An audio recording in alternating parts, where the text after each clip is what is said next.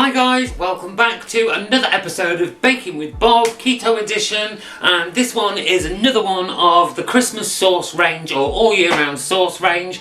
I'd like to give a big thank you to this recipe, which is an apple sauce, low carb, sugar free apple sauce. Now obviously there is natural sugars within the apple, but we'll get to that. I'd like to thank Diana Norman. She's in the Facebook group of Low Carb in the UK. I will leave a link in the description below for that group. She has given me this recipe. She makes pickles and sauces and all sorts, and we had a bit of a chat online. She gave me this recipe. I have adjusted it slightly for my liking, and I've also worked out all your carbs. So this whole amount will serve, I've put about 8 people, giving you 3 grams of carb per serving. Now obviously you can have less, you can have more, just work out your carbs.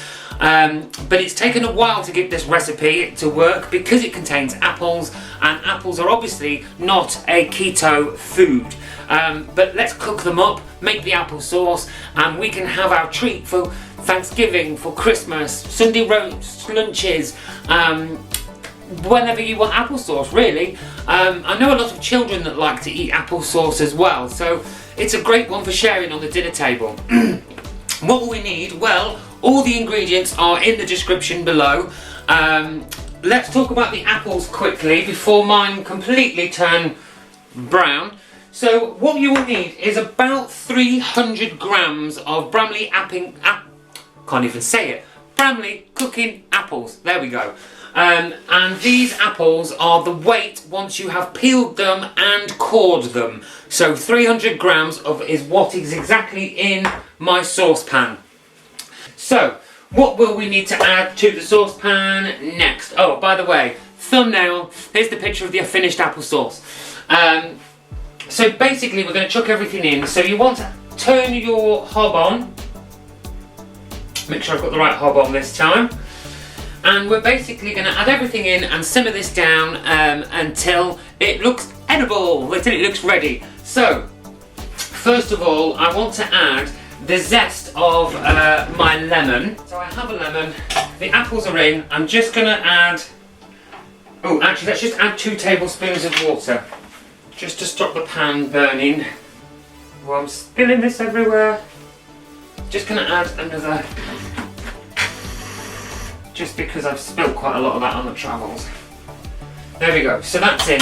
Let's zest this lemon. I will fast forward through this part for you because I know zesting, everyone knows how to zest a lemon and it can be boring.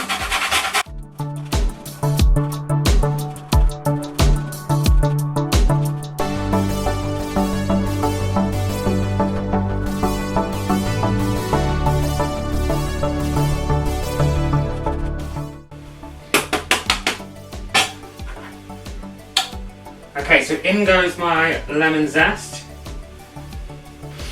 Okay, so with this recipe, the original recipe by Diana had lemon juice in it. This is completely optional. You don't have to add the lemon juice. I'm just going to give a little squeeze of lemon because I don't want to add too many carbs to this. So next I want my Himalayan salt, and it's just a pinch. There we go, that's that added. And then I want a tablespoon of erythritol, or any other sweetener.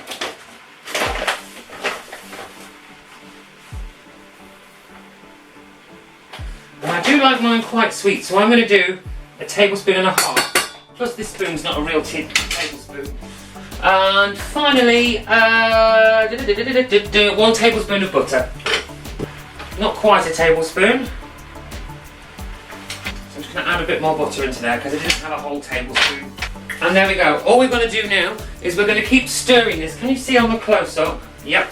So we're going to give this a stir, and you're going to want to keep cooking this through until the apples have softened and they're more of a sauce.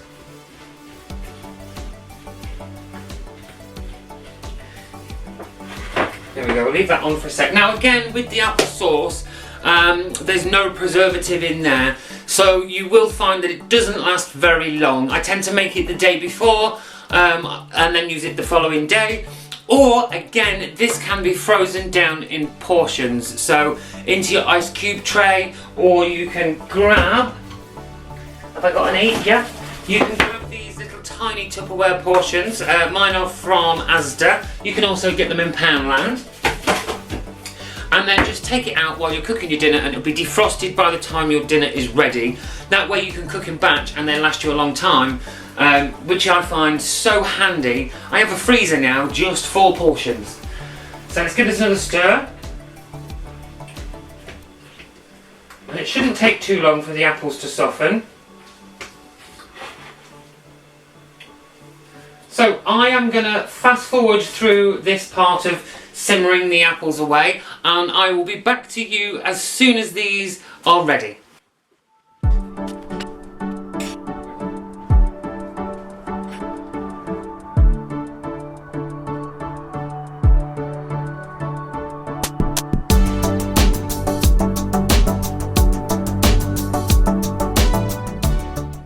Okay, so just some quick tips.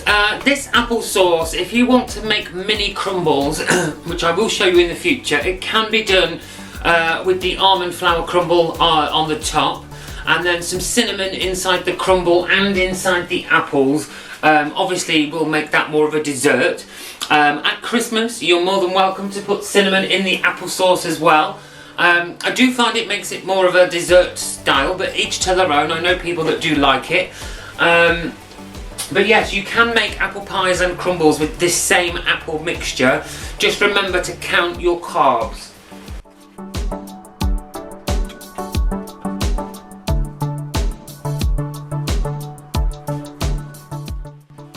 Okay, so if you can see, I know it's steaming a lot on the close-up camera.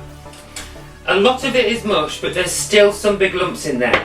Now, I like to leave the lumps in because I like a little bit of a lump when it comes to having it with pork meat and things like that, or in a crumble. Lost my chain of thought there. So yes, I'm just going to take that off the heat. I like it that way. You can make this go all the way down to a complete mush, like a baby food if you like, or I also know people that will put about 3/4 of the mixture in the pan and let that mush down, and then a couple of minutes towards the end they'll put some finely diced chopped apples in there and let that warm through, and then they take it off the heat and dish that up straight away. So it's each to their own again when it comes to this, and that's it. So we have got more coming up. I've got a cranberry sauce coming up soon in this series. We have got your Christmas gravy coming up, or your roast gravy coming up, and possibly some others. If you've got any recommendations or you'd like me to do a particular sauce, please hit me up on the social medias that you should see at the bottom of the screen now. Failing that, drop me a comment down below.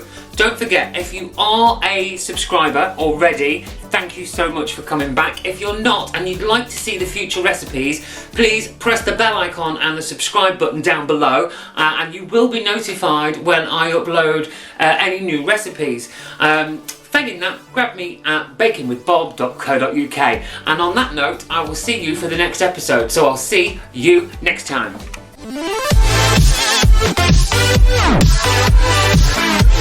Yeah.